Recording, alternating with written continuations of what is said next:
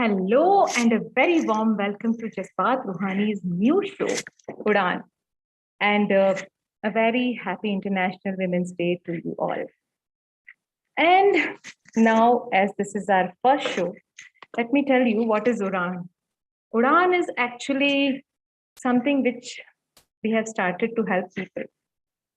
ये उन लोगों की मदद करने की एक पहल है जो अपने सपने सच करने के लिए कोशिश कर रहे हैं, उनके लिए रास्ते ढूंढ रहे हैं और उन रास्तों में आई दिक्कतों की लिए सॉल्यूशंस ढूंढ रहे हैं. And before we start the show, let me tell you, because today is Women's Day, we are starting with a very interesting topic of women entrepreneurship. And I'm glad to say thank you to Mr. Dimple Manakiwala and Ms. Mariam Azra Bachani, founders of New Age Associates, to sponsor our show. New Age Associates is the solution to all kind of accounting issues in Kenya. So after the show, if anybody gets enlightened and wants to start something new in Kenya, can contact them.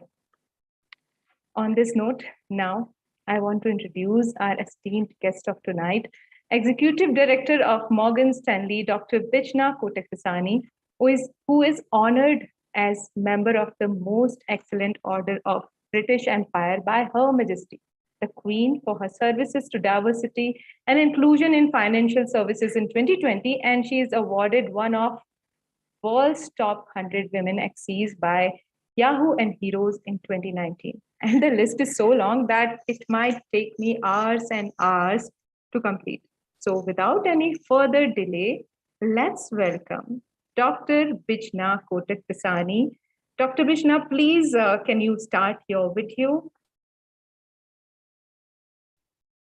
Hello and good evening, and a very happy International Women's Day to everyone who's joined. And to you, Manisha, thank you for making this one so special. Thank you so much. And you are so special. So we are starting it with you. For me, it's a new beginning and you are with me. So I'm feeling so proud. And I just want to ask you one thing, that before we start, how did you feel that this is the perfect profession for you? Honestly, I didn't. So I kind of landed into it by accident. And it's interesting that we're talking about entrepreneurship. When I was at university, I wanted to be an entrepreneur. That was my aspiration. I joined a summer program, which was for postgraduates. And I was an undergraduate, and I applied not reading the small print. And I got in, and I did this 2-month summer program, and I went and set up my own business and hired an office because that program just accelerated me. And then I sort of landed with an internship in banking, and I have a mentor. He's still my mentor, but you know, sort of all those years ago, he pushed me and he said, apply. You don't know what you learn. You don't know if you like it, give it a go. And I did, and so here we are so many years later. I like the fact that it was a way of being entrepreneurial, being in a large organization. And there were just very smart, interesting people around me from across the globe that I could learn from. So I actually started as an entrepreneur, and I think I will probably end my career as an entrepreneur. But banking is just something beautiful that's happened in the middle. Okay. So that's very interesting. So of course, it's necessary to just talk a bit about you before we start our questions. So my first question is, like, so many women wants to do something in life, but they don't have some ideas, and they are always in search of that. So can you just help us in sharing some of the ideas which women can lead in their lives? Excuse me, yeah. So I think there's a number of things, and I think different things serve different purposes at different stages in our lives. Yeah. So something that we're doing in our 20s may not be relevant for our 30s, for our 40s, and so on. But I think ultimately you've got to be surrounded by positive people who know you and can give you honest feedback on where your strengths are and how to maximize your potential based on your strengths. I think we should always have people that will give us honest advice around us, because we can't afford to make all of the mistakes and lose time. The affordability isn't just economic, it's also time. So I think sometimes whilst test and learn is important, it's important to fail fast and move on to the next thing. But there are some very easy things. And, I think what I've seen some colleagues and acquaintances do in my circles over the last 2 years, particularly through the pandemic, has been fascinating for me, and I really admire them. So I've got friends who've become exercise teachers or yoga trainers or PTs through the pandemic. Again, the overhead and the investment to start is very low, but they've said, I want to stay fit during the pandemic. It's very hard to do so. And as they've developed their own fitness, they've built up more confidence. People around them have had, sort of started asking questions saying, well, how do you do that? And they've said, well, actually, I can teach you, but I'm going to charge for it. And I think that I'm going to charge for it bit is really important, because I think we do like to, generally as women, we do like to be quite giving. But I think if we are giving our time for a service, it's important to then put some structure and framework around that and say, look, I'm very happy to guide you, but there will be a cost to my service, and make it a proper business arrangement. So that could be one.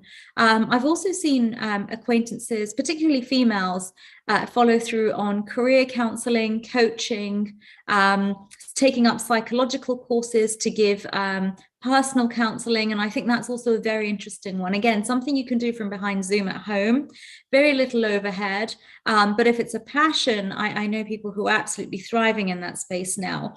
Again, you can do home tutoring, you can do content writing, you can do childcare services.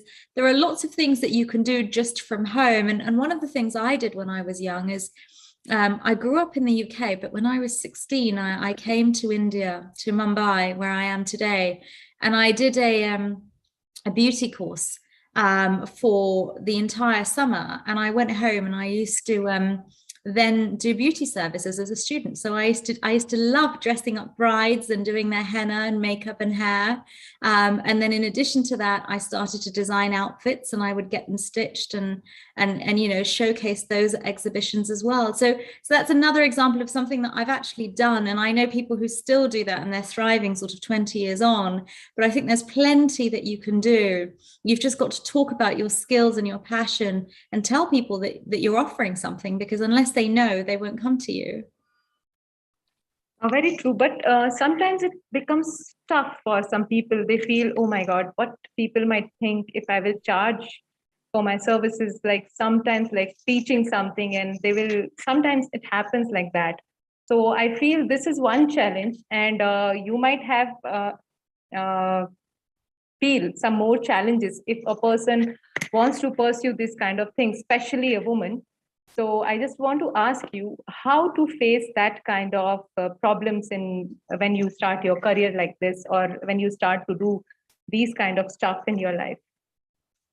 I think you raise a very valid point, Manisha, and I think you've got to be resilient, because whether you are Miss World, whether you are the dean of a school, whether you are a mum who loves to bake from home and sell cakes, people will have an opinion. That's the way of the world.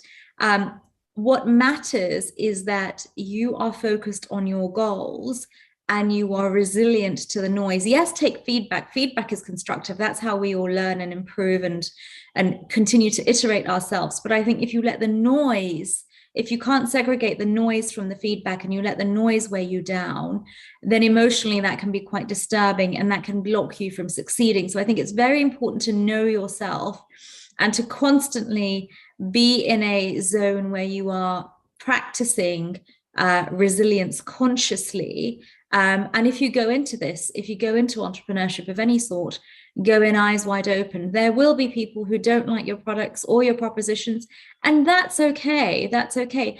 Just focus on the fact that there will be a population that is your customer base, and it's your job to then deliver to the best of your capability for that customer base and have a loyalty and integrity towards them. I think, there are brands if I go into a mall, there will be brands that I love, and I'll go into the stores and I'll say, this is what I'm buying because I like the tailoring, I like the fit, I like the price point, whatever it is.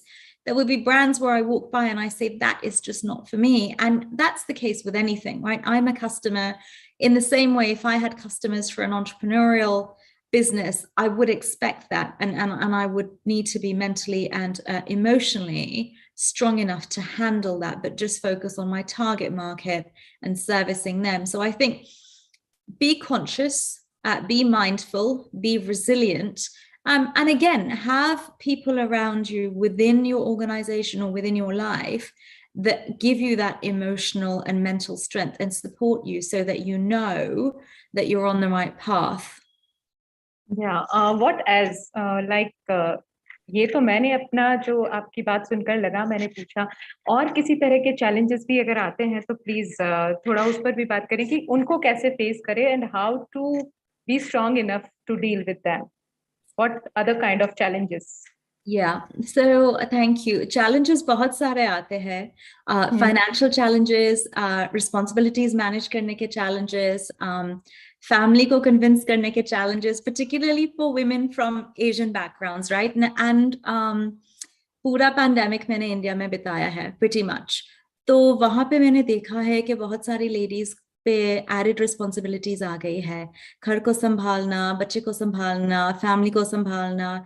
It's all a lot, or there's only 24 hours in the day. So I think boundaries are very, very, very important. You have to be clear on what you're doing and why you're doing it. And you have to explain to the people in particularly your home environment why you need their support. So that can be your spouse, it can be your parents, your in-laws, whoever it is, your children. But if you're not disciplined like you would be if you were going to work, let's say you leave home, you go to the office at 10 o'clock, 9 o'clock, you come home at 6 o'clock, those are hours you're spending away from home by default. So in the same way, you have to embed some kind of discipline in your personal life, particularly if you're an entrepreneur starting off from home. Otherwise, it's very easy for all the distractions to take your attention and then dilute the investment of time and energy that you're making in your business. So I think particularly, and just today, I mean, this is my 5th International Women's Day event I'm doing today. So just today, this afternoon, I've spent a lot of time talking about the fact that women do bear most of the overhead for household responsibilities, from, you know, what groceries need to be ordered to taking care of somebody that's not well, to managing day-to-day running of our homes. Whether we have household help or not, we are the gender that manages more than 70%. And that's not me, that's the United Nations reports that say that, looking at the last 2 years. So I think as a gender, we're more inclined to say, let me just deal with that. Let me just make sure I'm taking care of things. It's that whole left brain, right brain approach, right? And so women are more inclined to just absorb all of the added effort. In fact, you know, women on average, the report says, women spend 3.5 hours per day, wherever you are in the world, on average, more than men taking care of the house or thinking about what needs to be done to take care of their homes. So I think all of those natural barriers we need to manage, and we need to have a framework or a timetable around. And our stakeholders, so the people that we live with, that we run our lives with, they need to understand why it's important. And then they need to, A, be educated on how to share the responsibilities, and B, respect the boundaries that we embed. I think that's really important. Otherwise, it becomes a big blur between work and professional life and home when you're trying to set something up. Yeah. Now, my next question will be the very important one, because if a person thinks, it's even if it is a woman or a man, if they want to start, they have an idea. Now, how to come up with like funding, finance, how to start, and how they can go and look for it, where they should go, and how they can convince people, where they can more of convince people to get the funds for their business. Sure. So look, there's lots of avenues, and I think more now than ever, there are more creative ways of raising finance. And I'll walk through some of them, but I think depending on where you are, it's important that you have a proof of concept. If you have some idea, some product, some service, test it with your friends and family. Take the feedback, improve the proposition, take the feedback, go through a couple of cycles of doing that. When you feel that you're at a place where that proposition or that product or service is now going to generate a revenue because it's at the right standard or at the right level. You can actually ask the friends and family who tested it and trialed it for you if they would be interested in making an investment in return for a share of equity or in return for an interest repayment if they gave it as a loan. So you can structure it in different ways. So that could be one, taking finance from friends and family and coming up with a legal structure where you then repay them with some kind of payment in kind or benefit in kind. So that could be one. The other is you can go to your high street bank. You can ask for a business loan. And I think the beauty about the time we live in now is a lot of countries have banks where there are specific opportunities and propositions for females.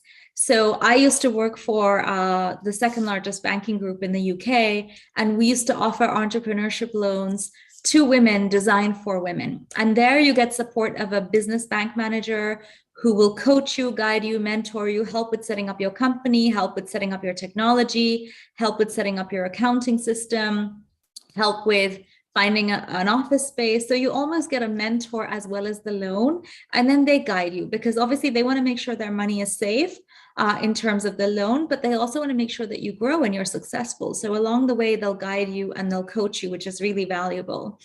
The other way is you could look at trade services. You could apply for an incubator or an accelerator. So for example, the bank I work with now, they have a multicultural innovation accelerator that runs twice a year, once in Americas and once in Europe. And so what they're looking for is for particularly people from ethnic minority backgrounds who have come up with an idea or with a business, and they invite them to apply for a program where they get incubated, they get coaching, they get mentoring, their business idea is developed. And then if they're successful at the end of that period, the company takes a share in their business, but then makes an investment to help them grow. So that's one example, but there are many such programs around the world run by universities, run by banks, run by private companies. So I think, again, depending on what sector and industry you're planning to start up in, you can search online for incubators or for accelerators, and you can see if that's one way for you to not only get the finance, but then get the structural support to grow and scale and leverage. So I think that's another way. There are lots of government grants available as well in different parts of the world, particularly for women-run businesses. There are lots of incentives. So again, you can search online for grants. And also sometimes these grants or local government loans are attached to competitions. So if you see a business competition, you can apply, you can submit your service or your proposition, and you'll probably end up with more than just the finance. So there's multiple avenues. Yeah, so there are so many ways to get the finance. Now, one more thing, it came in my mind that, okay, entrepreneurship is one thing. To do business is a very fantastic thing, but everybody is not ready for that. So most of the women think that we should do something which we can do from our home only. And for that also, I have seen so many options online. But are they all safe? Are they all correct? How to figure out, how to find out what is safe for them and how to join some work from home activities online? So it's a very important question because there is a lot of exposure to potential fraud, potential risks. And I think that's the case anywhere. I would say that I guess typically what they refer to in business, right? The 3 E's, education, employment, and entrepreneurship, they're all connected. And I think if you are looking at employment through entrepreneurship, you've got to be educated. And by educated, I mean, you've got to be educated about what is the right forum in the industry and sector that you're working on? What is the right channel? Where is there credibility to membership to a service or a group, for example? So let me give you an example, right? Let's go back to when I was running my mini beauty business, my first entrepreneurship venture, I guess, or attempt when I was just 16. In those days, there was no social media. We're talking more than 20 years ago now. So I couldn't verify my customers. If somebody called me and said, hey, I've got a bride and she wants her hair and makeup doing, and you need to be at this venue at this time and show up, I would show up. There wasn't really much of a way of checking, other than perhaps calling the venue and saying, is there really a wedding on this date for this person? Because I was young and I had to do a little bit of background checking before just kind of going anywhere. Today, we have so many portals online, and I think social media has a really good advantage there, because what you can do is you can join communities and you can say, okay, does this venue exist? Does this venue exist, and do they have bookings? And do they have the kind of things that this client is kind of suggesting? And you can do a bit of background verification. If you're looking at suppliers and providers of, let's say, cosmetic products, again, you can do lots of reviews online. You can search other reviews. You can even search Google reviews to say, is this a brand that's legitimate? If I pay them up front, are they going to send me the products? Are they going to send me the products in time? What kind of other feedback have they had from other customers? I was looking at a cosmetic product last week when I was in Dubai, and I did some research for a company that came up in Belgium. And some people had said that they deliver in Belgium, but they don't deliver anywhere else. They just take your money, and then it takes 6 months to get your money back. And that was just through Google, reading through Google reviews. And so I decided I'm not going to buy that product because it'll probably never show up going by the ratings. So you can do that. Also, you can trade ideas and best practices with other people. So you could join like a Facebook group or a LinkedIn group with other professionals in the same space. And you can say, okay, what's a good way of doing this? Or these are the services I'm promoting. If somebody in this area is interested, this is my digital business card. That person can see that you have a virtual identity. So there are lots of things you can do with regards to the proposition or the service. When it comes to finances and managing your artifacts and your collateral online, I would say use a secure cloud storage. That's usually a good way to go. You can use Dropbox, you can use OneDrive by Outlook, but it's a secure, safe place from where you can access your documents. And there, so if your laptop or your computer gets hacked or malware, then at least your things are safe. The other thing is with financials, there are lots and lots of fraudulent emails that land in our spam inboxes. And it's always really important to check and double check the sender, because sometimes you might even find that, let's say HSBC Bank has sent you an email and you click on a link. It's important to check, is it actually hsbc.co.uk or com or co.in or wherever? It may be HSBC and then dash fraud, whatever. So always be vigilant about your emails coming in and out. Be careful about what personal, secure financial information that you share, and invest in a security portal, a firewall portal like a McAfee or a Norton, some kind of antivirus software that you can download, and you can download that on your phone as well as your laptop or your computer. So that will give you some layers of added protection too.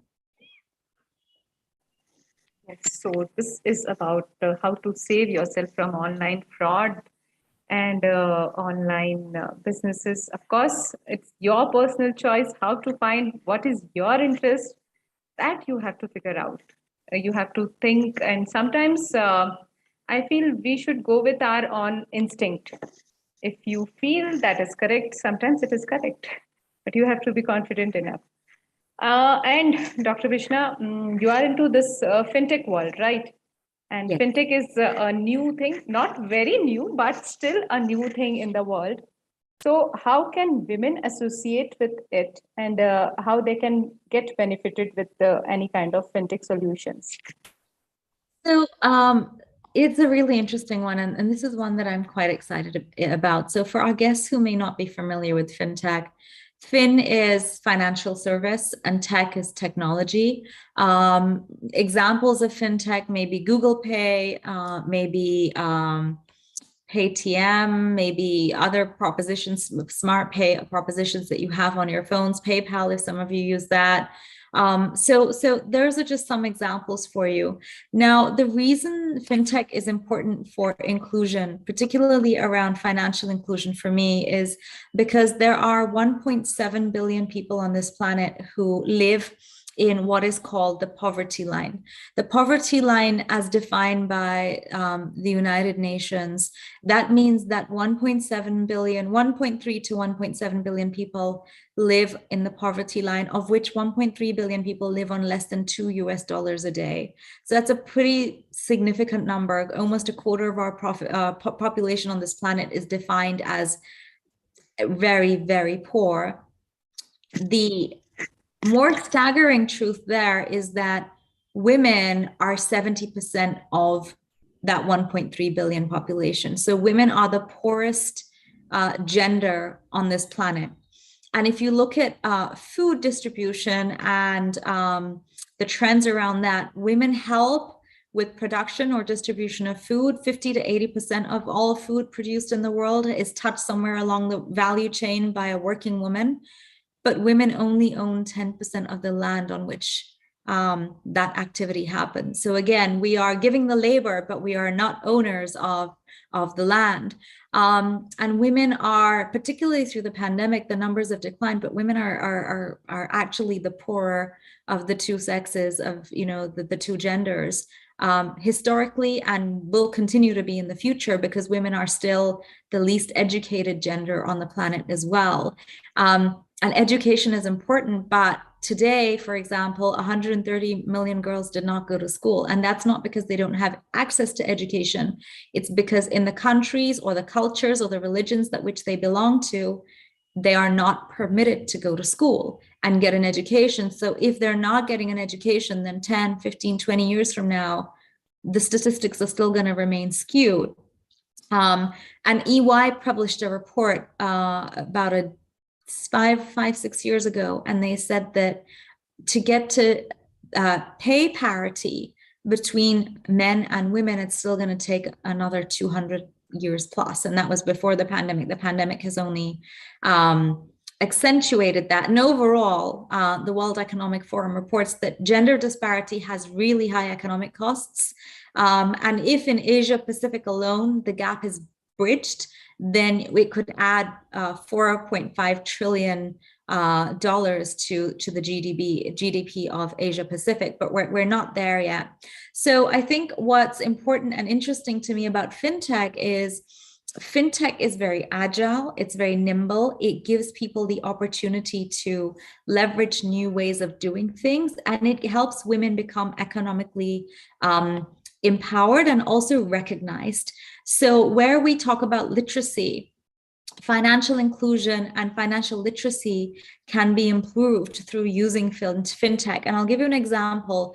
There are more people, or the data says there are more people on planet Earth that have mobile phones than people who have clean sanitation and water. So even if you're living in a very poor developing part of the world and you don't have water, the likelihood is, as per the statistics, that you will have a mobile phone and you will use it to order your groceries or to WhatsApp somebody or to GPay somebody. And I've seen that living, as I say, in India last few years.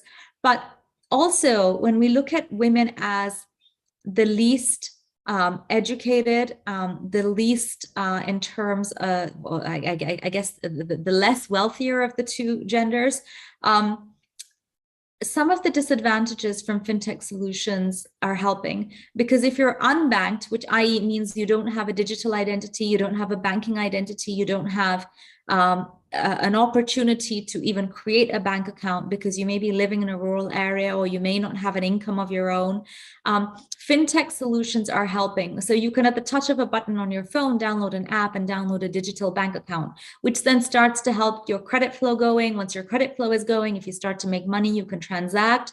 If you can transact and show a bit of a flow, you'll build up a credit profile. If you build up a credit profile, you can probably get a business loan or a home loan or a car loan. So it gets you on the ladder. And that's where I think fintech solutions for the underbanked or the underrepresented people are really important. Also, if you can't read or write in a particular language, and you don't know how to operate, traditional payment channels, these app-based solutions are really interesting and exciting and easy to navigate.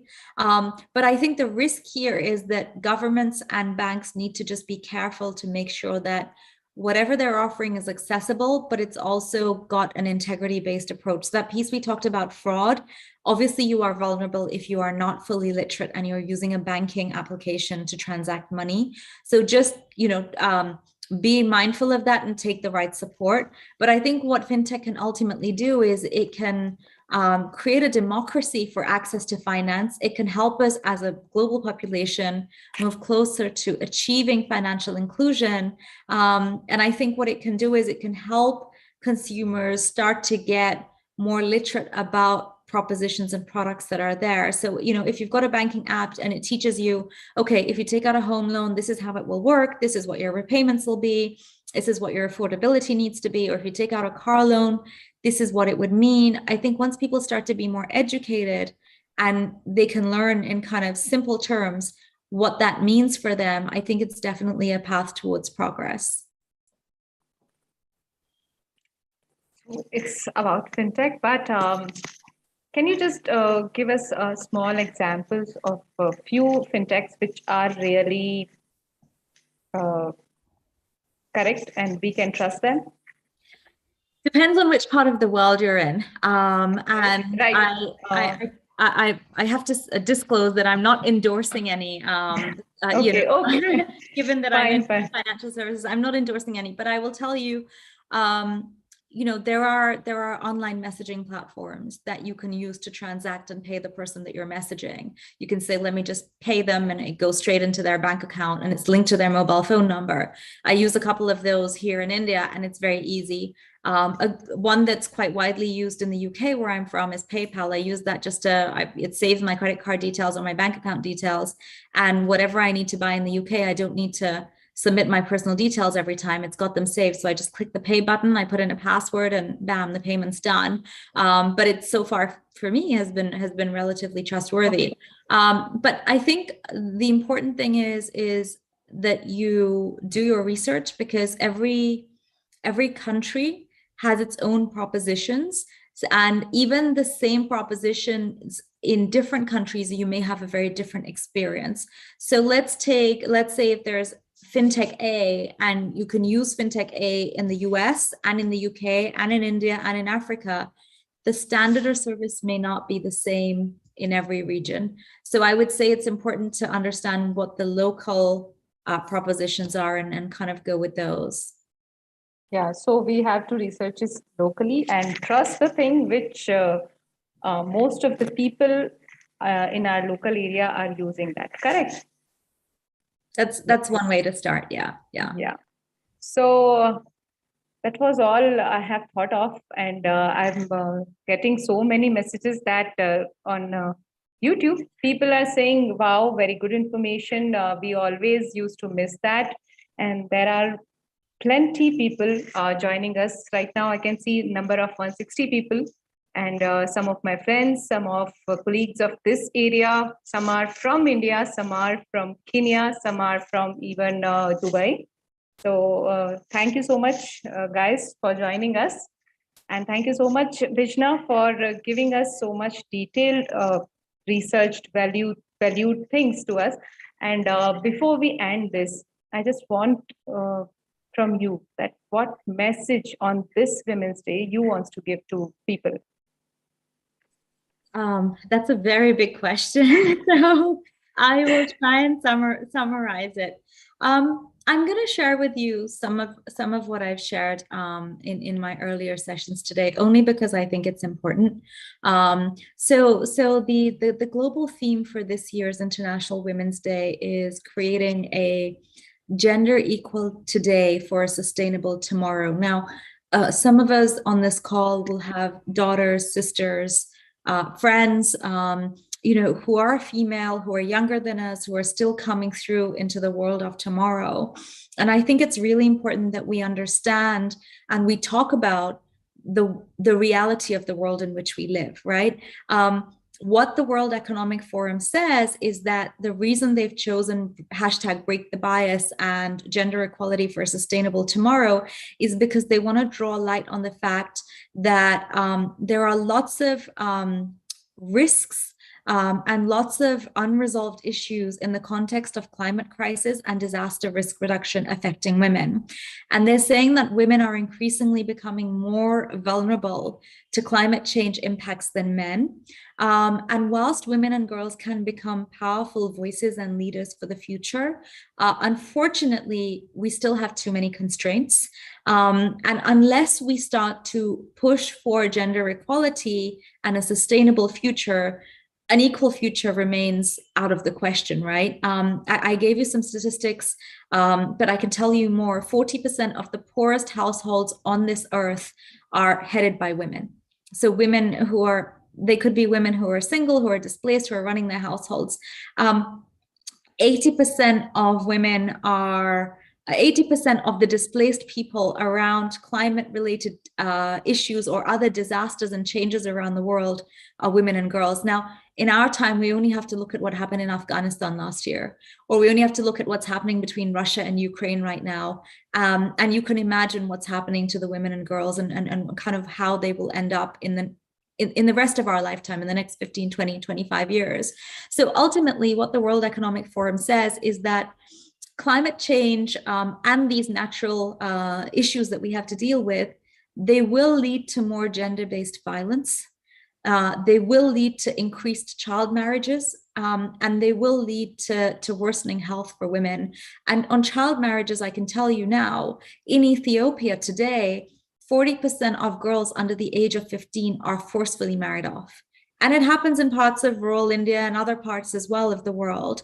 Now, in some societies, that's not acceptable. In other societies, only that is acceptable. But I think somewhere as a more evolved, I guess, segment of the human race, we have to have these conversations and say, this is why it's important to educate ourselves and educate people. And so this is why, Manisha, I applaud you for what you're doing through your initiative, because I think you are bringing light to such interesting and important issues that are pressing issues of our time, but can also help rewrite history, can also help change the dynamics. So I think what you are doing and what you represent is exactly that. But I think we need to continue and broaden the conversation, and we need more people to help with the conversation, because there is still so much to converse on and so much work to do. Very true. हमें बहुत कुछ करने की ज़रूरत है. ये तो सिर्फ पहल है, शुरुआत है. और ऑफ कोर्स आज वुमेन्स डे पे अगर ये वर्ल्ड वाइड एजेंडा है तो इस एजेंडा को इस साल ही पूरा हो जाना चाहिए कि अब हम जो ये इक्वलिटी की बात करते हैं, ये बहुत ज़्यादा इम्पॉर्टेंट है. ऑफ कोर्स दुनिया में अगर आंकड़े बताते हैं तो वो यही बताते हैं कि वुमेन जो है उनको ज़्यादा तकलीफ़ें झेलनी पड़ती हैं. They are suffering more. लेकिन कई सारी जगह पर ऐसा होता है जो ह्यूमन राइट्स या विमेन राइट्स के चलते मेन आर ऑल्सो विक्टिम्स. तो हमें अब इक्वलिज्म की तरफ चलना चाहिए, फेमिनिज्म की तरफ नहीं जाकर इक्वलिज्म की तरफ जाना चाहिए. हम दोनों को बराबर आ ही जाना चाहिए. That's the best message anybody can give. So thank you so much, Bijna, for giving such informative things, and so lovely talking to you. आज बहुत अच्छा लगा आपसे बात करके, और I feel कि मेरे साथ जितने लोग जुड़े हैं उन सबको भी अच्छा लगा होगा. Of course, I can see the comments. They are continually writing that wow, very nice information. Somebody is applauding so much, and of course, everybody is saying Happy Women's Day. So on this note, I would also say Happy Women's Day to everyone. And why just one day? Let's make this earth so beautiful that there will be no need of such day any day. So thank you so much, everyone. And thank you so much, Bijna, once again. And goodbye and have a very nice time.